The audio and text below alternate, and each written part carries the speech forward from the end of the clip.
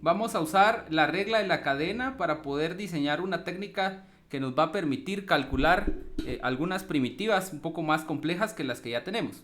Entonces recordemos que la regla de la cadena me dice que si y es una función de x y a su vez x es una función de t, entonces cuando yo quiero sacar el diferencial de y, entonces lo que nosotros vamos a obtener es la derivada de f respecto de x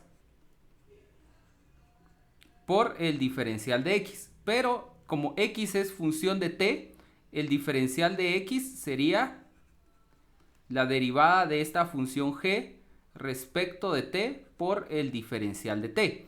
Entonces, en resumen, tenemos que dy sería la derivada de f respecto de x por la derivada de g respecto de t por dt. Ahora, la relación de estos diferenciales con el cálculo de primitivas radica en que nosotros podemos, si usamos la fórmula de Newton-Leibniz, calcular la primitiva del diferencial de y como simplemente y.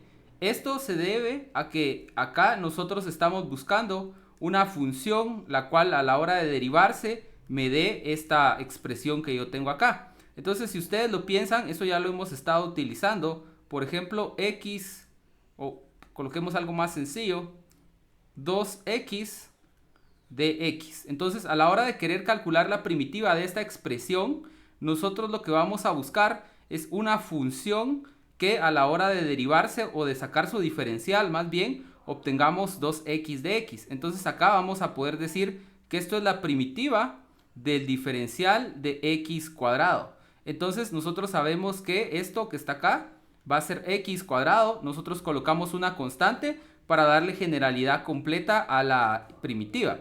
Entonces, cuando nosotros tenemos una integral acá de una función que puede ser escrita en términos de otra, y acá tenemos la derivada de la función, entonces tenemos esta expresión completa, nosotros podemos simplificar cómo nosotros percibimos esto para poder calcular la primitiva haciendo lo que nosotros llamamos un cambio de variable. Si yo nombro como u a esta función de x, su diferencial va a ser la derivada de g respecto de x por dx.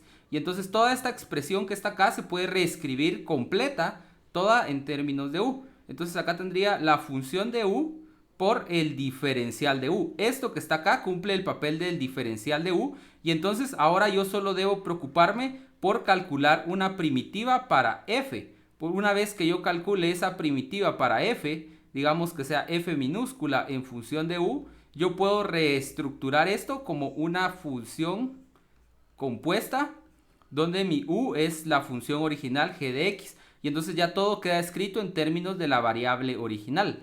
Entonces vamos a ver un par de ejemplos de cómo utilizar esto para calcular varios casos de primitivas.